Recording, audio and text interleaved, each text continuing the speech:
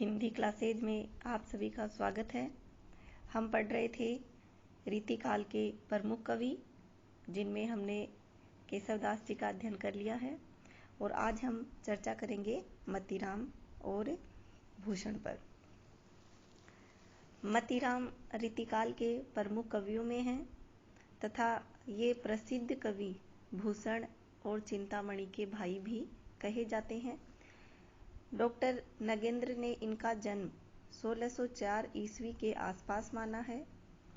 इनके पिता का नाम विश्वनाथ त्रिपाठी था तथा ये सम्राट जहांगीर तथा बूंदी नरेश भाव सिंह हाड़ा व कुमायूं नरेश ज्ञानचंद और बुंदेलखंड के स्वरूप सिंह बुंदेला के आश्रय में रहे हैं। कहने का तात्पर्य ये है कि ये कई राजाओं के आश्रय में रहे। इनके द्वारा जो ग्रंथ लिखे गए हैं वो निम्न हैं। फूल मंजरी जो सन 1619 में लिखी गई और जहांगीर के आश्रय में लिखी गई। अगली है ललित ललाम जो 1661 में भाव सिंह के आश्रय में इन्होंने लिखी थी। अगली है सतसई जिसका रचना काल 1681 है, जो भोगनाथ के आश्रय में लिखी गई थी। अगली है अलंकार पंचासिका, इसका रचना काल 1690 ईस्वी है, जो ज्ञानचंद के आश्रय में लिखी गई थी। अगली है वृत्त कौमुदी जिसका रचना काल 1701 ईस्वी है और जो राजा स्वरूप सिंह बुंदेला के आश्रय में लिखी गई थी। अगली इनकी प्रमुख रचना है रसराज, जो स्वतंत्र रूप से लिखी गई, अर्थात जब उन्होंने ये रचना लिखी तो वो आश्रय में नहीं थे।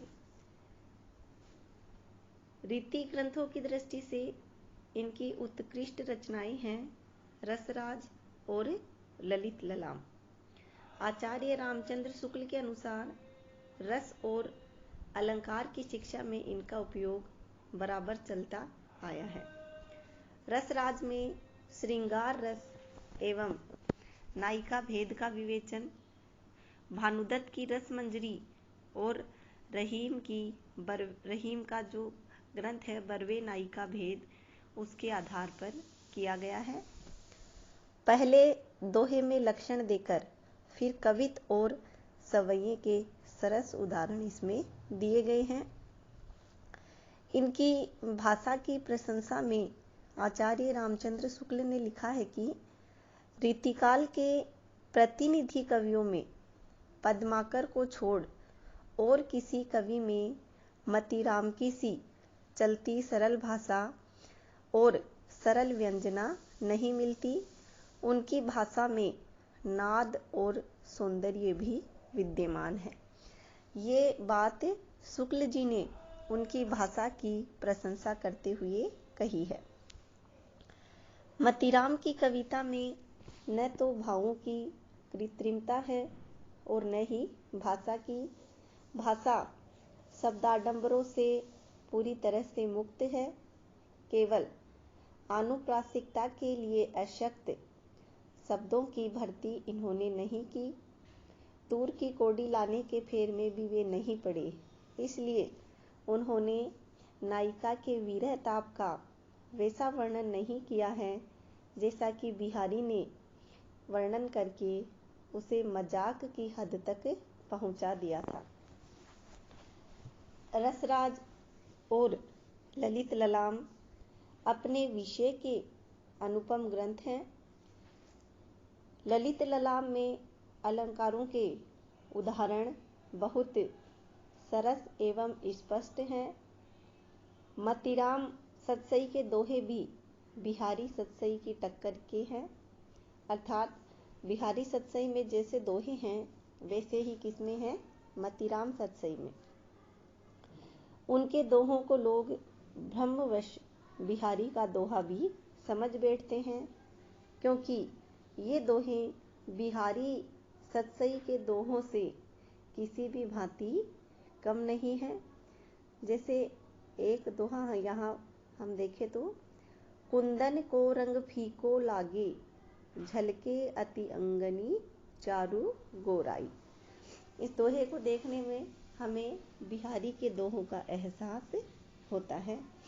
इस प्रकार ये थे मतीराम की प्रमुख रचनाएं।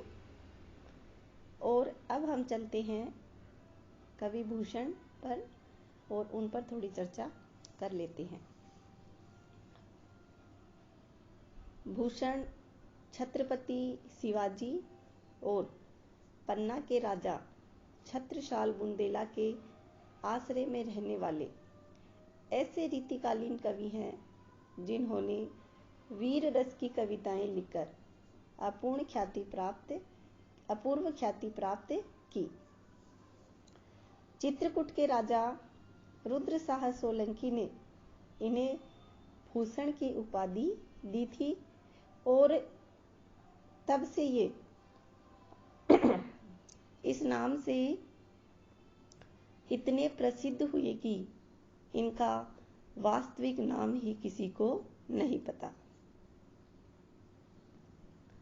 इनका जन्म काल 1613 ईस्वी माना गया है और इनके विषय में कहा जाता है कि इनकी पालकी में स्वयं महाराज छत्रसाल ने अपना कंधा लगाया था।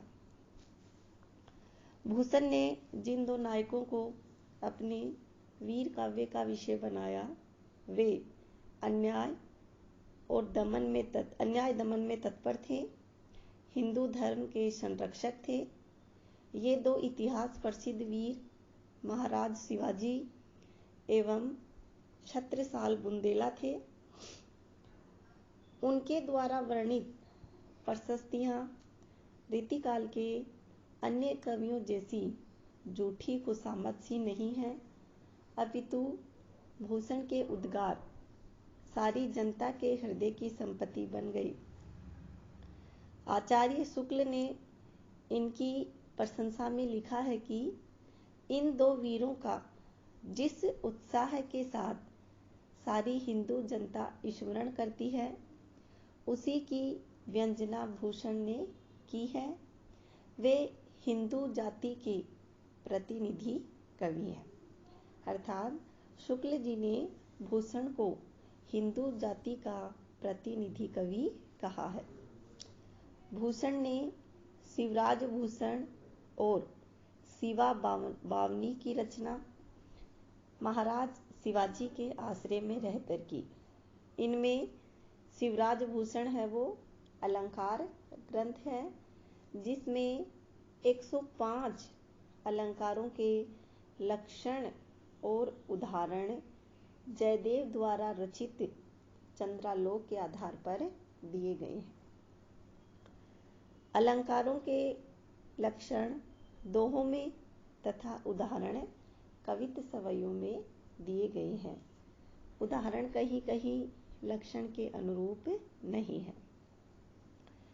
छत्रसाल दशक में महाराज छत्रसाल की वीरता का वर्णन है तो शिवा बावनी में शिवाजी का बखान किया गया है। अब तक भूषण के लिखे उक्त 3 ग्रंथ ही उपलब्ध हुए हैं। कुछ लोग इनके लिखे 3 और ग्रंथों का भी उल्लेख करते हैं जिनके नाम है भूषण उल्लास, दूषण उल्लास और भूषण हजारा। भूषण की ख्याति आचार्य के रूप में उतनी नहीं हुई जितनी वीर रस के कवि के रूप में।